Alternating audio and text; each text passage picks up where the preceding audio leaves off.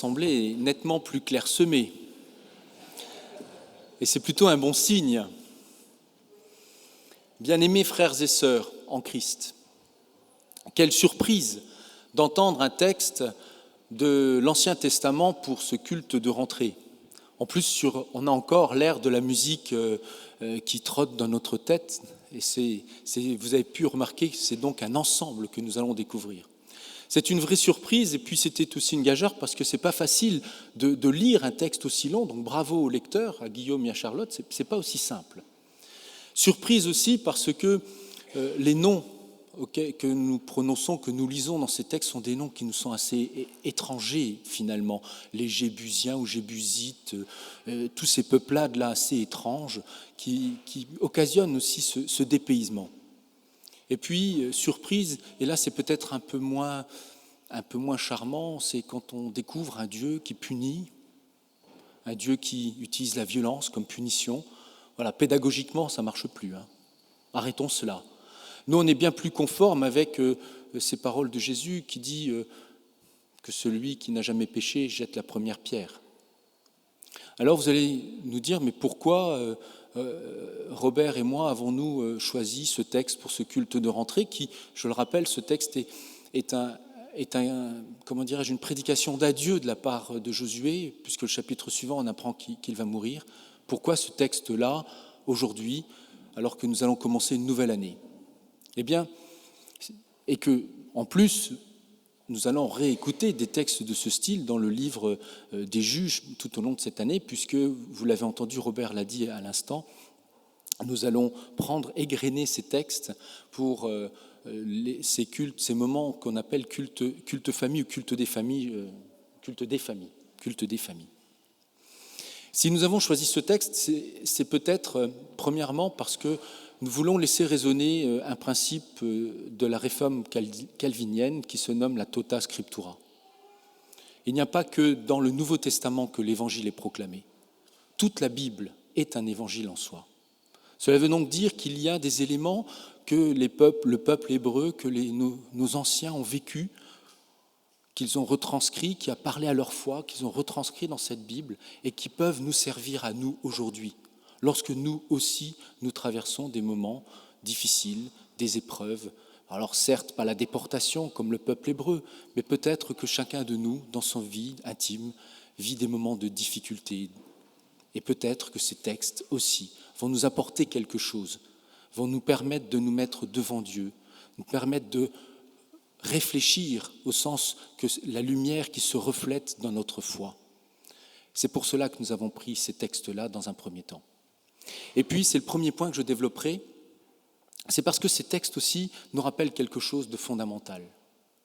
Ils nous rappellent la fidélité de Dieu, cette fidélité imprenable, ce lien que Dieu tisse avec son peuple, avec ses peuples, que ce soit le peuple hébreu ou le peuple de l'Église ou avec chacun de nous, une alliance indéfectible que Dieu tisse avec chacun de nous. Et cela, c'est particulièrement bien noté, rappelé et sans cesse réédifié dans ce texte de l'Ancien Testament et en particulier dans le texte que nous avons pu lire. Toute la première partie, Josué ne cesse de rappeler cette alliance, le fait que Dieu se lie avec son peuple de manière inconditionnelle. Et cela, dans sa totale souveraineté, dans sa totale volonté. Pourquoi ? Il n'y a pas de raison. Dieu a décidé de se lier avec notre humanité, de se lier inconditionnellement avec notre humanité. C'est ça le sens de l'alliance. Dieu passe un contrat, une alliance avec nous. Et cette alliance repose sur quoi ? Elle repose sur 3 choses. La première chose, c'est qu'elle repose sur la volonté de libérer le peuple. Si Dieu s'unit avec nous, c'est pour nous libérer. Tout comme il a libéré le peuple hébreu des geôles de Pharaon, de la maison de servitude. Il a entendu, Dieu, le cri qui s'élevait jusqu'à lui, les cris qui s'élevaient jusqu'à lui. Pour reprendre une image de Martin Luther, alors on cite souvent Calvin dans les temples réformés, moi je citerai souvent Luther. Luther disait que ce Dieu qui se lie à notre humanité à travers cette libération du peuple hébreu, ce Dieu-là n'est pas un Dieu barbu qui ronfle derrière un nuage, mais au contraire, il vient jusqu'à nous, dans nos vies, pour se lier à nous dans une relation d'amour. C'est la première des choses. La deuxième chose dans les termes de l'Alliance, c'est que Dieu nous adresse une promesse. Comme il adresse à ce peuple hébreu une promesse, il promet une terre, Canaan. Il nous accorde une promesse qui nous fait espérer. En somme, il nous délivre une parole d'espérance. Lorsque ce peuple traverse l'obscurité, une lumière brille tout au bout qui s'appelle l'espérance, qui est fondée intégralement en Dieu. Voilà la fidélité de Dieu. Voilà les termes dans lesquels Dieu remplit son contrat. Mais s'il ne s'arrête pas à cela, et la deuxième partie de notre texte de Josué le rappelle aussi, Dieu souhaite que nous puissions rester libres, mais il aimerait bien que nous puissions répondre à son appel, répondre aux dons qu'il nous offre. Alors, quelle est la meilleure manière de répondre aux dons que Dieu nous fait? Quelle est la meilleure manière de devenir responsable? D'ailleurs, le mot répondre et responsable ont la même racine, respondere. Comment allons-nous être responsables devant Dieu? Pour Josué, c'est très simple. Il nous le rappelle. Et c'est un mot qui revient de manière récurrente dans la deuxième partie de notre texte, c'est le mot de servir. Il attend que celui ou celle qui répond à Dieu devienne une servante ou un serviteur, qu'il s'inscrive dans cette dynamique de service. En regardant l'étymologie du mot service dans l'excellent dictionnaire étymologique d'Alain Rey, on constate que la racine indo-européenne du mot servir n'est autre que faire attention. Servir, c'est faire attention. Et il y a donc, vous l'entendez, comme une dynamique dans ce mot, une dynamique qui nous pousse à aller vers l'autre, vers l'extérieur, celui qui s'approche de nous, être attentif à celui qui s'approche de nous. C'est ça, être. C'est ça, servir dans l'étymologie indo-européenne. Rien à voir avec le péché. Parce que le péché, c'est strictement la dynamique inverse. Saint Augustin définissait le péché comme le fait que l'être humain soit tourné vers lui-même, courbé vers lui-même, incurvé vers lui-même. Il prenait cette magnifique image de la toupie. Le pécheur, ou celui qui est dans le péché, dans cette dynamique de péché, c'est celui qui tourne sur lui-même comme une toupie, jusqu'au moment où ça tombe. Vous voyez, deux possibilités de répondre à Dieu. La première, d'être au service, d'aller vers les autres. La deuxième, c'est d'être dans ce que la théologie nomme le péché, c'est-à-dire d'être tourné sur soi et de tourner inlassablement comme une toupie jusqu'à ce que nous chutions. Quand on regarde l'hébreu maintenant, le mot hébreu qui définit le mot service, c'est le mot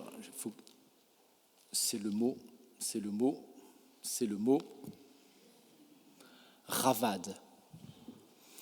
C'est le mot ravad. Et quand on regarde un dictionnaire, pour traduire ce mot, on peut le traduire soit par le mot servir, avec ses substantifs, le service, etc. Soit on découvre un autre mot, autre surprise, c'est le mot travailler. Dans la pensée hébraïque, le mot servir et travailler, c'est la même chose. Alors, vous comprenez bien que les traducteurs, en fonction du contexte, vont utiliser un mot ou un autre.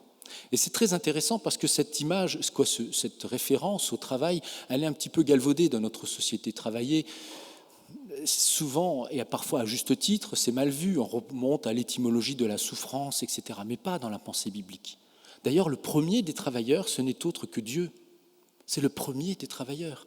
Et on le découvre dans le premier livre et le premier chapitre de ce premier livre de la Bible, lorsque Dieu est créateur. Que fait-il ? Si n'est de prendre d'une masse informe, un tohu-bohu, nous dit la Bible, quelque chose de sans dessus-dessous, et puis, par ces 6 jours de travail, il ordonne, il met en place, il crée un espace où la vie est juste et bonne. Parce qu'à la fin, Dieu lui-même dit « Kitov », cela est bon. Et bon en hébreu, c'est quoi ? Le tov en hébreu, c'est à la fois bon, c'est bien et c'est beau. Ça veut dire que nous sommes appelés, dans les pas de Dieu, à nous mettre en marche et à travailler, à construire un monde où l'espace sera plus juste, plus beau, plus bon. Et cela, ça touche aussi la définition qu'a Paul Ricoeur de la justice. Et juste ce qui est beau et bon avec et pour les autres. C'est une belle définition aussi de comment être au service de l'attitude que Dieu attend de chacun de nous. de se mettre dans cette belle dynamique de service. Et cela rejoint aussi quelque part cet appel de Josué à devenir des serviteurs, à recevoir la fidélité de Dieu, ce souffle de libération et en même temps cette mise en œuvre de notre vie pour essayer de construire un monde plus juste et plus beau. D'ailleurs, la réforme, ce mouvement spirituel auquel nous nous rattachons, ne s'est pas trompé dans cette dynamique de service. Elle a un petit peu décloisonné la notion de servir. Au Moyen-Âge, servir Dieu, c'est consacrer toute sa vie et exclusivement sa vie à Dieu, c'est devenir prêtre et encore mieux moine et de consacrer toute son existence. La réforme a pris ce sens de service dans une acception beaucoup plus large. Elle a ouvert les dimensions et elle nous a invités à revoir que cette dynamique de service, c'est dans toutes les dimensions de notre existence, en famille, au travail, dans les différents espaces de vie. Et ce n'est pas un hasard si la plupart des couvents dans les pays protestants ont fermé pour donner quoi ? Pour servir soit d'hôpitaux, soit d'écoles. Toujours cette dynamique de mise en mouvement, de construire cette attention à l'autre pour le faire grandir. Je sais que ce sont des cultes un peu longs et je regarde, c'est très pratique d'avoir la montre juste en face de nous pour pas que le pasteur parle des années, mais je dirais simplement en termes de conclusion. En termes de conclusion, si nous avons choisi ces textes et si nous laissons résonner cette parole aujourd'hui, c'est précisément pour nous rappeler avec force et vigueur que Dieu ne nous abandonne pas, qu'il est toujours là, présent, y compris lorsque nous vivons des moments d'obscurité, lorsque nous traversons des moments difficiles. Il est là pour nous accompagner, pour nous ouvrir un chemin d'espérance. C'est ce que nous appelons dans notre jargon la grâce de notre Seigneur. Et cette dynamique-là sera pleine et entière jusqu'au moment où Jésus montera lui-même sur la croix et qu'il sera ressuscité le 3e jour. Deuxièmement, la réponse que nous pouvons accorder à cette dynamique de grâce, c'est bien entendu s'inscrire dans une démarche de service. Alors puisque nous sommes à la rentrée et que nous sommes en train de remplir nos agendas et que nous cherchons les associations dans lesquelles nous allons pouvoir œuvrer, eh bien, entendez cet appel que l'Église a aussi besoin de serviteurs en son sein. J'entendais à l'entraide qu'on recherche des personnes, j'entendais au caté qu'on recherche des personnes, j'imagine que dans tous les groupes on recherche des personnes. Alors, si par hasard vous voulez vous aussi vous inscrire dans cette dynamique de service, eh bien, vous pouvez inscrire vos noms, comme le rappelait Françoise tout à l'heure, sur les différentes fiches. Entendez cela, non pas simplement comme un appel d'un pasteur, faites résonner l'appel de Dieu au plus profond de vous-même. De quelle manière, vous aussi, vous vous mettez au service de l'amour que Dieu tisse pour vous, de manière indéfectible. Et enfin, et surtout, souvenons-nous, frères et sœurs, que sa grâce se répand sur chacun de nous, quel que soit le chemin que nous empruntons dans notre existence. Et alors que nous sommes en train d'ouvrir un chemin pour cette année scolaire, rappelons-nous que Dieu veille, qu'il entend nos prières et nos cris, et qu'il sera toujours là avec nous. Amen.